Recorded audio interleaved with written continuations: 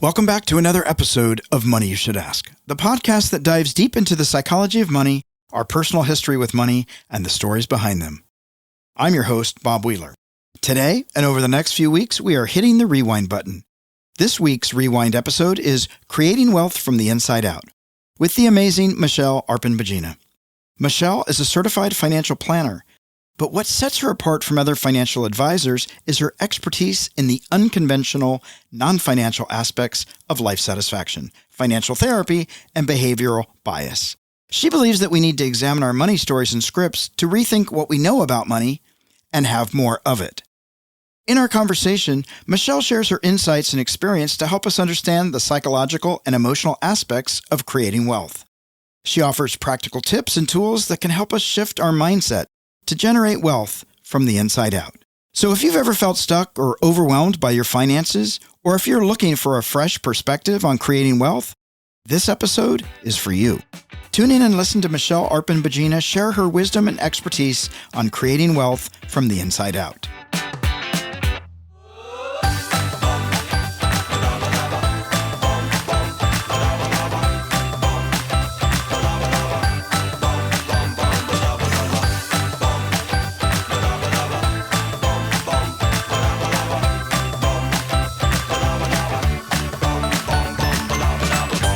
Now, which one is the rewind button? Nope, it's not that one. Aha. Bob, it's the button on the left. This one? Yes, Bob. Michelle, it is so great to have you here today. So great to be with you. Well, I'm going to jump right in. You know, you said that all your childhood memories were related to money. So I don't know if you were like putting money in the bank in your head or they were some negatives. Like, what was that first money memory? It was not putting money in the bank. Actually, I have two. I have one with my mother, one with my father. The one with my mother was opening up a piggy bank. It was a white ceramic piggy bank of a cat. And around Christmas time, she would break open the piggy bank, and that was the money that was used to buy Christmas presents. My parents had started a business. Money was pretty tight between the ages of like 4 and 7 for me. The other memory I have was around 6 years old, my father coming into my bedroom and asking, can I borrow some money? Oh. And I had a bank on top of my bureau. And I asked him, well, what do you need the money for? And he said, cigarettes. And I said, no. And unfortunately, right in front of my eyes, he took the money anyway and walked out of the room.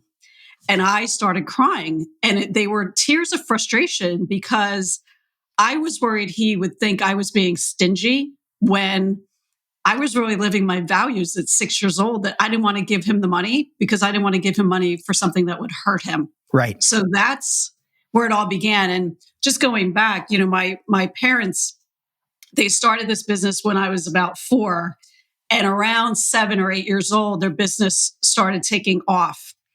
And while money was tight, everything in the house was okay. It was when they started earning more money that all of the stuff showed up for me. Not for me, for them. And I just witnessed this growing up. So there's so many stories I can tell here, but I got really interested in the emotional side of money from really early on. Now, when it started making money, did you get the cigarette money back? I never did. Never did. Good question. So, you know, one of the things that when you're starting to share this, and I'm hearing these stories, and at first I was like, do we have the same parents? You know, my parents borrowed from our savings, and many times, money would just disappear. But what I want to point out to people that are listening is that what I'm not hearing you say is, my parents are bad people, and this is what they did to me. What I'm hearing is that, like, look, our parents did what they did with the best intentions, and we received it and took the impact in different ways. So some person might have taken that and said, oh, okay, whatever. Another person might have said, to my grave, I will hold my piggy bank and hide it, right? We all take on a story, and that's independent of the actual interaction we had with our parents. So I just like to point that out, that I have lots of things to say about my parents, but I don't blame them. Yeah, well, you're meeting Michelle 2.0.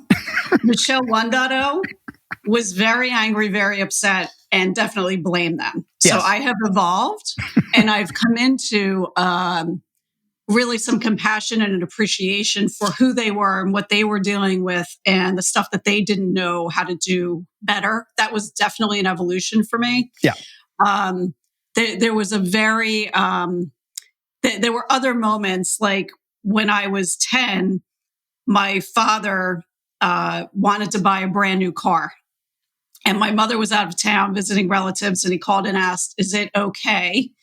And he always did this pretend permission thing. And it started when I was 6. "Can I borrow the money?" "No, you can't." "Well, I'm going to take it anyway." Right. "Can I buy the car?" "No, you can't." He buys it anyway. Well, when I was 10, he was hiding the car in the garage, and he swore my brother and I to secrecy. And I remember being a little kid going, "Do you think she's not going to notice when she gets home?" Well, there was a huge explosion. And then meeting between my parents. And then fast forward to when I was 17, and I should have seen this one coming. When I graduated from high school, I was standing on a dock at a marina, and overlooking my father's shoulder was a brand new yacht in the water. He had paid $185,000 cash for it in the 1980s. Oh, wow. And he looked me in the eyes and shrugged his shoulders and said, "I don't have the money to send you to college." So the comedian in me, I fantasize now looking back that if I had a do-over, I wouldn't have said a word. I would have just pushed him in the water. But it's a revenge I'll never take. And I wouldn't trade anything for any of these stories, any of these journeys, because it's made me keenly aware of all of our the background that we have that we bring to the table with money, all of our emotions around it, and my interest in that really led me. Like I remember growing up, seeing my parents at their highest and best, which most kids do. They were hardworking, they were good people, they were honest people, and they had it all together. They just were a hot mess when it came to their money. Right. And I saw that. And I remember thinking to myself, if they could just get out of their own way. And I am positive that I grew up to become a financial advisor and coach on both the technical and the non-technical aspects of money, because there's a little part of me that wants to give to people I work with what I couldn't give as a kid. I didn't have the skills and I didn't have the power to do it, but I do now. So that's how it's all evolved. And like I said, I wouldn't trade my journey. What ended up happening for me is as I stood on that dock, this is interesting. So I was raised, you'll be the first to go to college. You're smart. My father even took me on college campus tours. So it was a little cruel that he just bought a boat without telling me and there was no money.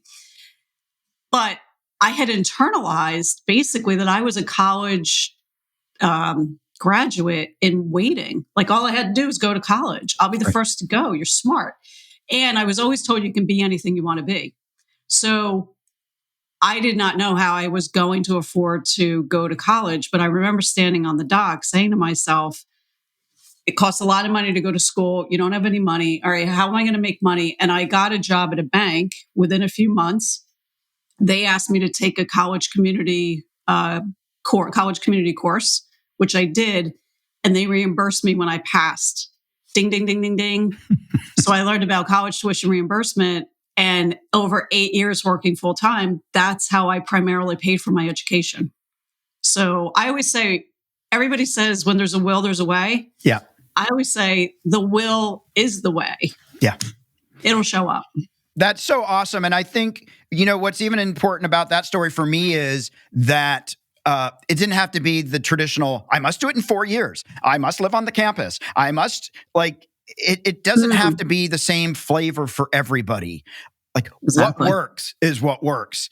What would you say? Because you talk about this, and I also believe it, that we have stories and scripts that we take on as kids. We make lifetime vows when we're 6, and then we use those vows to make adult decisions that no 6-year-old should be in charge of making. what were some of the stories and scripts that you saw as a child from that cigarette experience, from the piggy bank for the Christmas gifts? What were some of the stories that you took on from mom and dad unconsciously, or just an awareness on your part? Yeah. Well, I think there's a couple sides to this. So my parents' backgrounds couldn't have been more different. So my father came from a family of entrepreneurs who did very well financially, and my mother came from a background of really partly an immigrant story. And her parents worked in a Converse sneakers factory for 40 years. In fact, if you go to my office, I have a pair of Converse sneakers hanging in my office in honor of them. So their backgrounds were very, very different. And what that brought was a little bit of a confused mixed message. On the one hand, rich people were snobby and bad. And on the other hand, there was this very hardworking, never spend beyond your means kind of work ethic. And I think a lot of that from the family perspective is one set of grandparents, they earned what they earned, right? It was factory work, here's your hourly wage, simple math.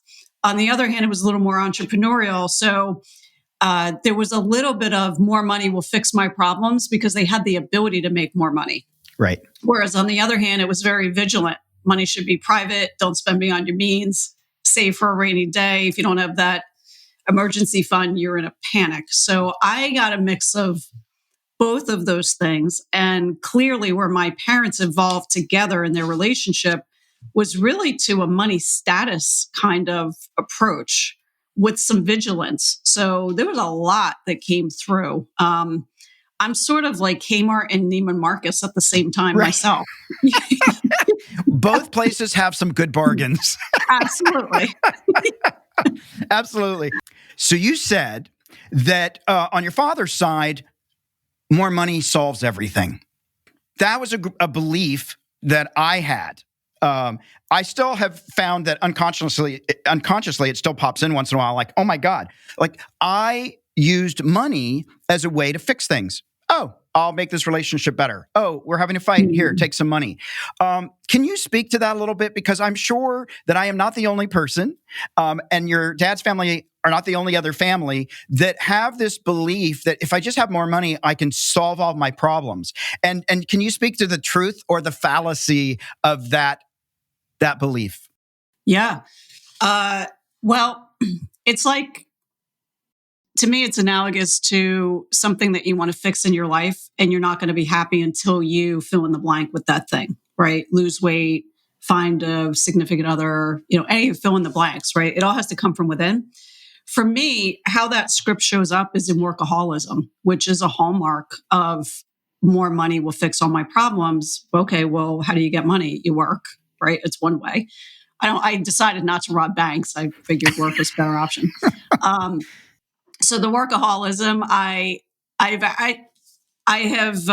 was definitely unaware of that. And of course, Michelle 2.0 has become more enlightened to realize that how much that actually plays into my life.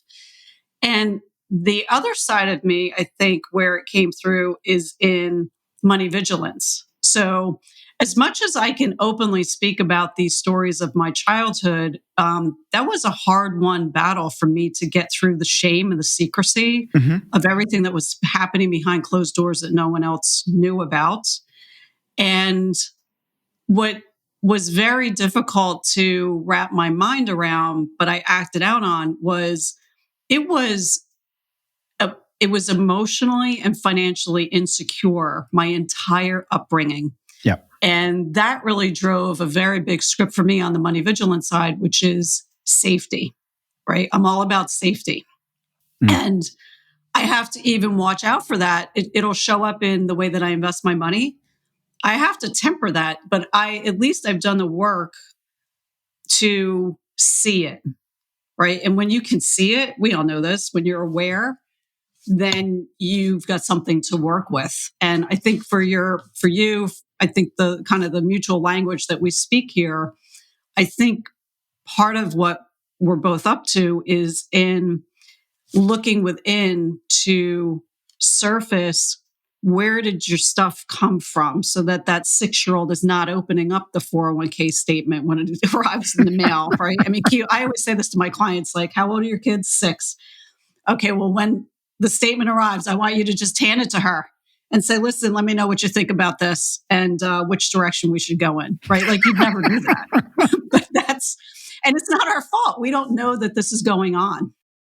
Absolutely. And I want to speak to this piece about transparency, about having, the secrets behind closed doors and having your father engage you and your brother to not say anything.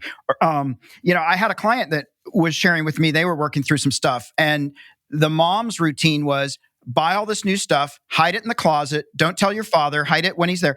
And then 2 months later, start wearing it. So then when he would say, wait, that's new. No, I've had it a while. So that she wasn't directly lying. But what it taught the kids was you must lie to your significant other. You have to keep everything separate. They can't know. And so many people think that a financial conversation means let's have a fight. Yeah. And so I really just want to point out this place of the more we can actually be transparent about that stuff, to be able to say, listen, I'd love to have another drink or take a vacation with you guys, but my budget's tight right now. I'm a little cash flow poor. I'm not poor. Cash flow is tight. Right. And being able to say, yeah, I'd love to go to Neiman Marcus today, but I'm going to be doing my shopping at Walmart because that's what my budget says today. And to take away that shame of we don't have to keep up with the Joneses. You might not even like the Joneses. But this piece about transparency, because it puts everybody in a bind when we're sworn to secrecy within our own families. Mm-hmm. Yeah, it certainly teaches lots of different things for that, right? I mean, my father, in my instance, it's similar to that mom that you're describing. It was, please keep it private. And yeah, it's not the type of stuff that any parent should be dragging their kids into, right? It's any anxieties that we as adults have, our children are not prepared to deal with those. It's a really unfair position to put them in, right? They're going to get enough of our stuff without us trying to do that with them. The transparency piece, there was somebody that asked me, what's the one story you never told? And when she asked, I thought to myself, well, I'm not telling that story ever. And it worked on me. That question really worked on me for quite some time. And the one story I would never tell was my quote unquote college story. I never told a soul about what actually transpired with my going to college. So I'm going to go back to that for just a second, because I think it hits on a couple of things that I wrestled with that may resonate with some of your listeners. So if we just boil it down to our basic needs, self-worth and love. And a lot of our money is tied up in that, whether we're trying to strive to feel that by way of our money. And then how do you get to that place where you resolve that and you just are enough, and the love comes from the relationships, right? And money is a relationship, which I think is always such a weird thing to say, because it's a dollar bill, it's a coin, it's not a person, but it animates our lives just like real relationships do. My process was to actually go back and write what happened from the age of 17 on that doc forward. And by writing, I basically made myself relive every part of the experience that I could recall, from what was I doing when, and what were the lucky breaks, and what were the hardships, and how did I feel? What was I thinking that I didn't say, and all of those types of things. And by the time I was done with that, I just decided it's time to say it out loud. So I just decided to make the stakes really high. I signed up for a 1-day public speaking course in New York City. My office is in New York City.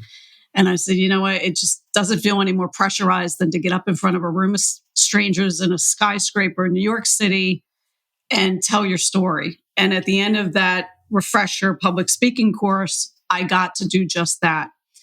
And I thought I was healed enough to do it, and almost had a nervous breakdown before, no joke, before I had to get up and talk. I was fortunate in that the coach in the room, I asked her if we could step outside. And I explained to her that I had made a promise to myself that if I had a chance to tell my story, that I would do it. And I was crying when I was doing this. I was so embarrassed. And this woman held my hands and looked me in the eyes and said, just tell me your story. And every time I would choke up and stop talking, she's like, just let the tears come. Just tell me your story. That's all she kept saying to me. Mm. And I told her the whole story. And she said, do you feel like you can walk in and tell the story? And I stopped and thought and said, yep. And I went in and I told the story. And the good news was I didn't die. It was a biological chemical reaction that felt life or death. I literally thought I'm going to die. Mm-hmm. And I didn't. And for me, there was like life before telling that story and life after. And I never realized how much that story had a hold of me, even though I was married and had a great family and a great career. The piece I was missing that I didn't even know, I had robbed myself of my sense of belonging by not telling all the parts of my story. That's what I robbed myself of by not sharing the parts that felt shameful. And I know I'm going on and on here. I just want to go back to the shame part for a second. What I realized as I was writing my story, because I got to this point where I started asking myself questions in my writing process. And I was asking myself, why did you want to keep these things probably more secret than your parents did? I mean, my parents never talked openly about it either, but I kind of feel like I kept it more secret. The reason was really two things. I never wanted to tell the truth of the college story because everyone was anticipating that I was going to go. And my fear was people would wonder what I had done that was so awful that my parents would do an about face and not send me. Right. Looking back on that, that's a really heavy burden for a 17-year-old. That's a big number to be doing on yourself. That was the shame. But what it boils down to was judgment. I was worried about other people's judgment of a situation that they really had no real context for, that was not a one-time event. I mean, what I left out is my parents had private airplanes. You name the car, it showed up in our driveway at one point or another. Airplanes, hang gliders, just lots and lots of really big ticket toys. And every single time they would buy one of those toys, they were down to their last $5. Right. And nobody knew that. Yeah. It just looked like a family of four, really successful business, and life's going really, really well. Yeah, I really appreciate you sharing that story. And I for me, there's so many takeaways, but for people that are listening, there is no shame in being your authentic self. Like there's no shame in what the truth is. People might judge it or people may not understand it.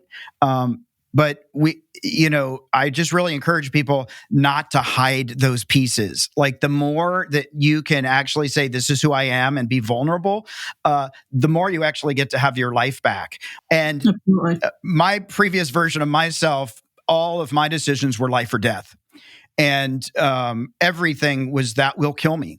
And so I love that you went towards your fear.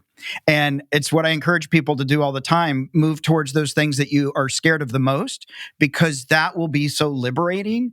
And so I just really appreciate that vulnerability there, because it is hard when, we internalize those things sometimes and say, oh, the boat's more important than I am, or I don't bring value. So I know that my self-worth has just gone down a few notches because, like for me, I was taught that I am my assets, right? So if I don't have assets, I have no value.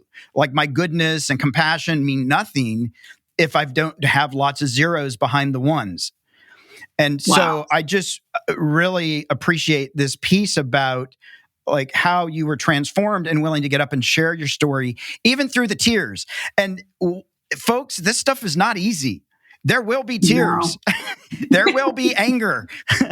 And there will be joy, and there will be laughter, and there will be connection. It takes a lot of work, and you've got to be willing to be uncomfortable to do this stuff. It's not for the light of heart. I mean, it is there's work involved here. And I so appreciate that your willingness to say, wait a minute, I want more out of this. I'm going to keep stepping up. And here's the beautiful thing. This woman sat there and said, tell me your story.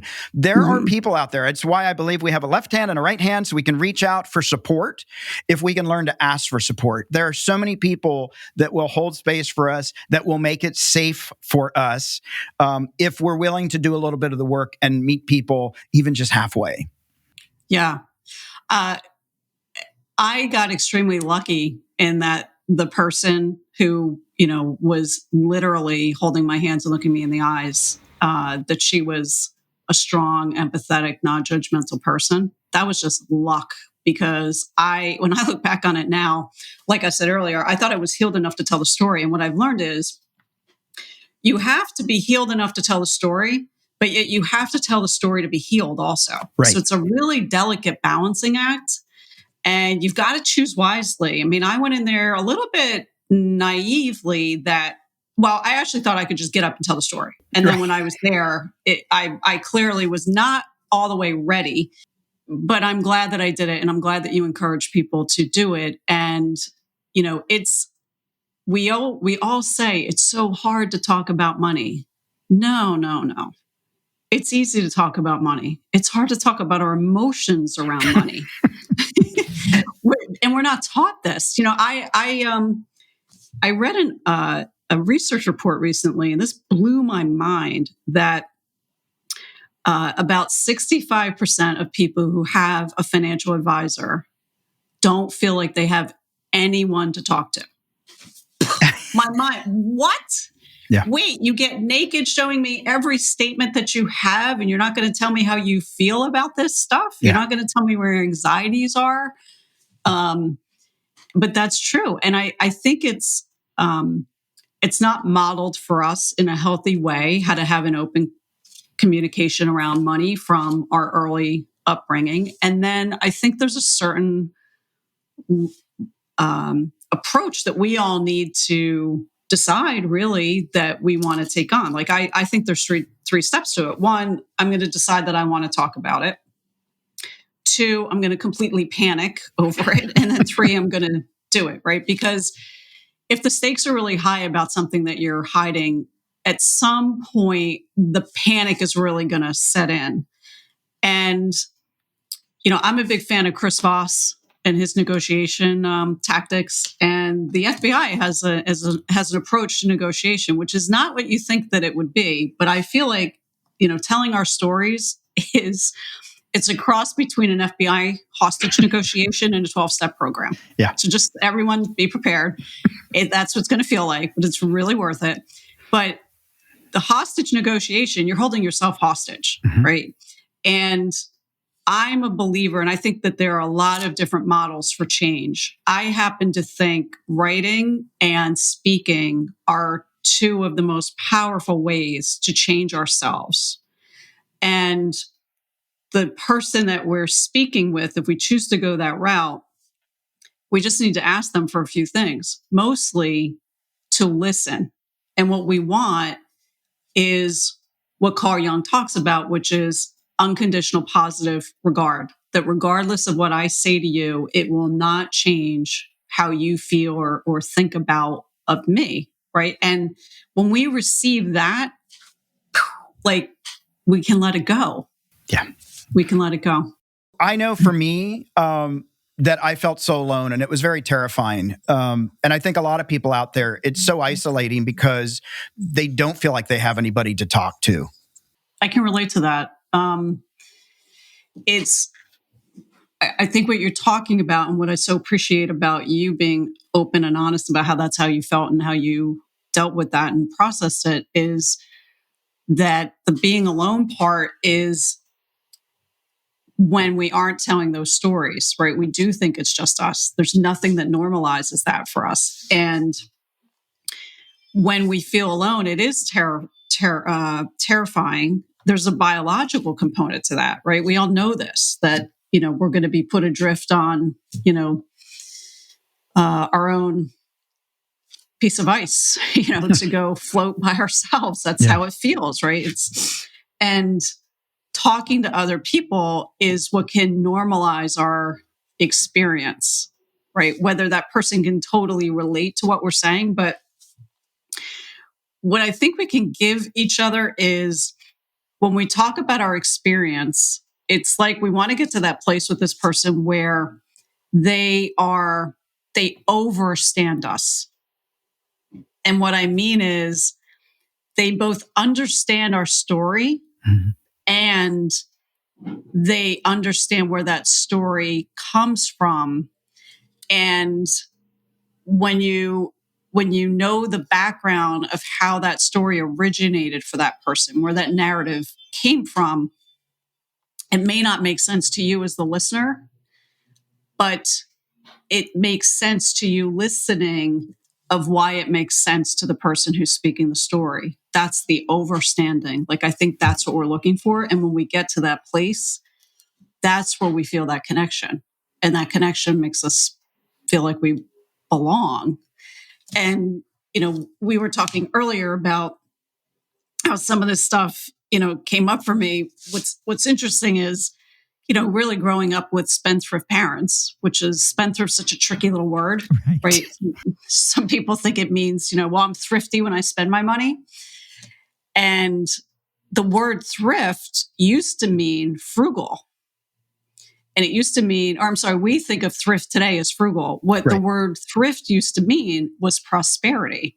So spendthrift means to spend one's prosperity. My biggest fear was I would grow up to be a spendthrift like my parents were, in the extreme. Like, my parents just didn't overspend. I mean, we went down to like, we're within a hair of bouncing the check and the house being foreclosed on, but there's a brand new airplane at the airport. And I remember a couple of years back, as one can imagine, with my college experience, as soon as we had our sons, we started saving for them. And I never put any type of pressure on them of where they would go to college. I just wanted to have enough money in their accounts to send them wherever they wanted to go. No limit on that. And a couple of years back, my husband and I were having a conversation, and I shared with him that, I was really, sometimes I worry about being a spendthrift. And we're really on board with our money. I probably am a little more of a spender than he is. And that's probably where some of my concern comes from. And he said to me, so, like, the way that you've helped prepare us for retirement and the fact that the kids' accounts are locked and loaded for college 3 years in advance, like, and you're worried about being a spendthrift. And it was so great because I didn't have the outsider's perspective of, it was something that I worried about so much that worry kind of overrode the actual positive behavior that I was doing. And it did take that little outsider's perspective to say, yeah, but that's not how you are. That's not how you're acting. And like that, the fear of spendthrift, like, it totally left me after that. I was like, wow, I'm so glad that I said that. And he, I mean, in a really kind way, he was kind of like, are you an idiot? Like, look at the track record here. Like, let's look at the body of work here. That's not how you've been behaving. But I had this like, oh my God, back to the security. Like, well, and what's so important about that, and you mentioned it, I mentioned it, money is a relationship, right? It's a relationship with money, and that sounds crazy, but that means we have a relationship with money until our last breath. Yeah. Right. And even then people are still like, oh, when they get the last breath, do I get their money? Right. So it goes on even after we stop breathing. But the point being is, I still have some of those scripts come into my life. I still have some of the stories. Fortunately, I'm more conscious and I can go, aha. But having another person that can help us say, Bob, Michelle, put that script away.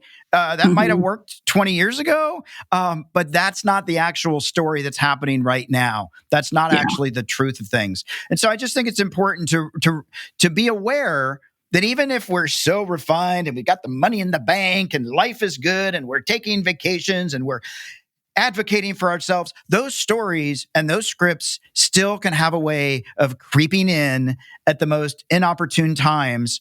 And to just know that. And it's not a bad thing. And we don't have to be ashamed of it. We just need to be aware.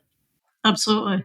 Well, it's very fluid, right? Our state of mind and our status, right, are fluid.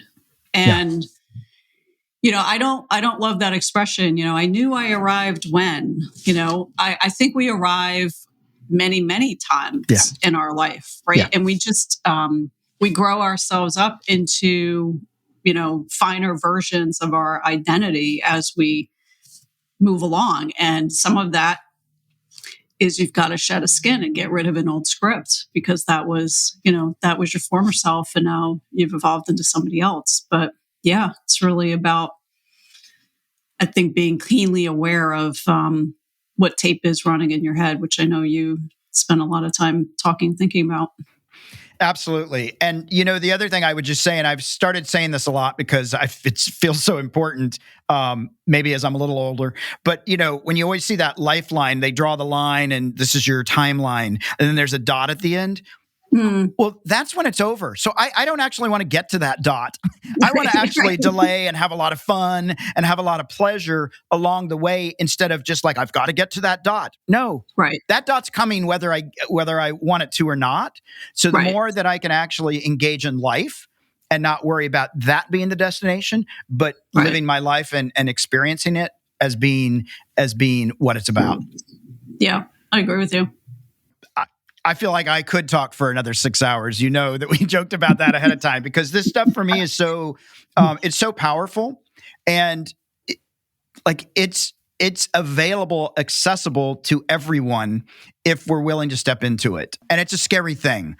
Mm-hmm. So I love that you do that. I am going to ask one more question before we go to our Fast Five, because I want to know, now that you're married, do you and your husband have the same views about money, or have you come to be in alignment? And do you talk to your children about money? We have the same views about money. Its purpose, our values, our alignment. How we speak with our children is very different. I'm much more open, but I don't cross that line to where if I'm feeling nervous about something, that's not what it's about. In fact, this is probably awful, but I don't really, when we say people come from, he comes from a good family or she comes from a good family, they're really successful, all good, all true. But I actually tell my kids, I'm rich, you are not. And I say that to them because the majority of us earn our wealth one way. We translate our income into wealth, and they're going to do the same thing. Am I going to support and help my children? Of course. And to be honest with you, given the way that I grew up, I've had to really think very hard and clearly around, what does financial support for our children mean to me? Because financial support was really withheld from me in certain ways. So I've had to wrestle with that as a mom. So I hope that answered your question. Absolutely. And it's so important. And I think it's important to have some kind of conversation with your kids, other than, no, you can't have that, you're greedy. Right? Like, you don't have to give them all the information. You don't have to show them the 401k, but you might be able to say, there's enough that we're going to make it through the next couple of months. We're going to be able to eat, right? If kids are having fears. But having those conversations, including them in family money conversations, and all that kind of stuff. And now you have 2 boys, and you had a brother in your childhood versus your kids that are now having their childhood. Did you notice a difference in being treated as a girl versus being a boy, or was it equal footing? And do you notice any gender bias with your kids, and would have been different if they were girls?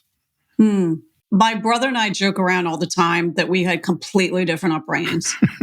My brother had absolutely no idea what was going on financially in the house. Zip, zero, nada. So he didn't get a lot of the same stress that I got around it. What's really interesting is the way that my husband and I are. I heard somebody say this once. You'll know when you're married well when you've got to leave on an early flight for a business meeting and your husband will iron your shirt for the suitcase it's got to go in the morning of for you. Wow. Like that's the kind of guy I married. And Nice. he's a man's man. But we don't have a lot of the traditional lines drawn in the sand of, this is your domain or this is my domain. We just both do whatever needs to be done. I paint and spackle in the house more than he ever has. He cooks a lot more than I do. Like we just don't. I think we lead by whatever we're good at and talented at. In fact, even with money, I'm in charge of investments. He's in charge of cash flow. Like we just delineated it that way. It's like, I don't know how to invest. So all of that, I'm sure, is coming through with our sons. We don't have specific gender conversations with them at all. And I think that's because we don't have any gender specific kind of conversations between my husband and I. Yeah. We just don't. Yeah. Awesome. Well, we are at our fast five. So we're gonna just shift a little bit. And I'm gonna ask you these 5 questions and just let's see what comes up. What was the hardest decision you ever had to make around money? Telling my story. What's the most valuable lesson that you've learned from life from your kids? I think there's 2. We don't always pass our resilience down to them. And they are always wiser than I think they're going to be. And when a situation arises, that's when it shows up and they step up. Awesome. What was your most recent indulgent purchase? Most recent? A photograph. And can you describe your favorite photograph that you've ever taken? Best photo ever. That is the hardest question anybody could ask me in the world. I got 2 kids. How am I going to answer that question? They're my favorite subjects. It's got a little bit of a story. I'll try to make it quick. Okay. One of my favorites was actually one of my sons at a carnival. And I had a vision in my mind of the photograph I wanted to take, which was a circular amusement ride up in the air. And all I said to my son and his friend was, I'm going to stand here. And when you guys circle around, look at me in the camera. And I was determined to get my shot. So I bought like 10 rides for them. They were loving it. And I finally got my shot. And they are perfectly in focus and everything around them is blurry. So it was, from a technical perspective, it was one of my most rewarding photographs to ever take. That is so awesome. And they loved it. I'm surprised they never got sick going on that ride so many times. And they got to do it 10 times. That's a good deal. That's fair pay. Yeah. If you could make one thing free for the rest of your life, what would it be? Books. Free books for everyone. That would be awesome. Yeah. So we're at our M&M moment, our sweet spot, our money and motivation. Could you give the listeners a practical financial tip or a piece of wealth wisdom that has worked for you? It's actually what my mother used to say when I was growing up, which is it's what's inside that counts. It's what's inside that counts. And she meant it in a different context of don't judge a book by its cover, and what's inside a person is what really is relevant. And from a money perspective, what's inside counts. What's going on inside counts. Absolutely. Thank you. You're welcome. Well, this has been, Michelle, such an awesome conversation. And one of the things that I want to reaffirm to our listeners out there who are wanting to get their money stories together, get a new script, change their life trajectory, find safety. Like you talked about safety, and I think that this is so important. You can't always share your dreams and passions and fears with everybody because some people might try to take you out. It might even be a family member. And so it's so important to look around and find places that feel safe, that you can get support, that you can seek refuge, and find those people, find those angels. Like, I don't think it was luck that you had that amazing woman there. I think that was just one of the angels that showed up because you were doing the work. And I think for so many people, those angels are out there. If we're willing to just keep doing the work, people will show up and help us. That's a beautiful way to put it. They will show up.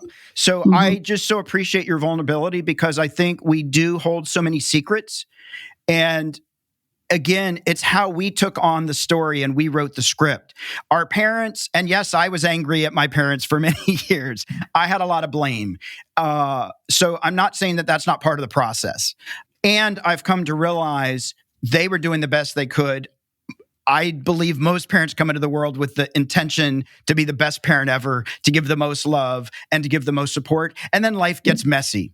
And so know that your parents did the best they could. And maybe they're still doing the best they're doing. They're still doing the best they could. And maybe it's not good enough for you, but that's like, have some compassion and you work on your script, let them work on theirs. But really just keep speaking it. I often felt like everything was life and death as well. And I would just say to people, it's not. It's not. It was so hard for me to believe that. I literally would tell people, this will kill me. I will die. And they're like, Bob, seriously, you will die. So I love that you took the risk and that you did the things that needed to get you where you were going. Write it down, speak it out. I am a big proponent of both of those because I believe that they are neurologically connected to our bodies and what we hold emotionally. And so if you want to change things, write it down, speak it out, put it out in the universe, show up. Even if everybody doesn't feel like they want to hear you, you are entitled to bring your voice, bring yourself just as you are. So I really appreciated this conversation today. Where can people find you online and in social media? The best place to find me is either Instagram or LinkedIn, and my website, which is michelleab.com with 2 L's, michelleab.com. Actually, there's something there for your listeners, which is the Success Formula Guide. And the reason that I created that is very much like my parents, who I call them high performance defiant. Right? They had a successful life and they just were a mess when it came to their money. And we don't always do everything equally well in all these different realms of our lives. We play different roles. We have different needs depending on, where we are and who we're with, really. And this guide is meant to help people to look back on 3 or more of their prior successes in any area of their life and really identify what I call their own unique success formula, because every single thing that's made you successful in another area of life is a transferable skill onto your money. And you can identify that and up-level your game when it comes to money. Well, awesome. We will put that up, and I encourage everybody listening to go in and download that because there's so much information out there. This sounds like an awesome piece of success recipe for people that really want to have a different life and show up and be the best version of themselves. So I definitely encourage that. And I know you have a book coming out, so you'll have to let us know when that comes out so we can be happy to push that out and remind people, go check out Michelle's book. Thank you. We would love to do that. Appreciate that. Absolutely. So folks, if you know someone out there who's struggling with money, having money issues, having financial shame, let them know about this podcast, let them know about Michelle, and let them know that they can have a different outcome. And I just want to say to our listeners, please don't forget to share the love, like, follow, and share on Facebook, Twitter, and Instagram. Search for Money You Should Ask, all one word. Follow this podcast on your favorite podcast player or visit Spotify and search for Money You Should Ask or click on the link in the description. If you're watching this episode on YouTube, don't forget to like, comment, and subscribe. For more tips, tools, or learn how to have a healthy relationship with money, visit themoneynerve.com. That's nerve, not nerd, the money nerve. Michelle, thank you so much. It has been such a pleasure. I so appreciate what you're out there doing and bringing to the world. Thank you. And likewise, you're talking about money in a whole new way. And I think the conversation, it's time. We're ready.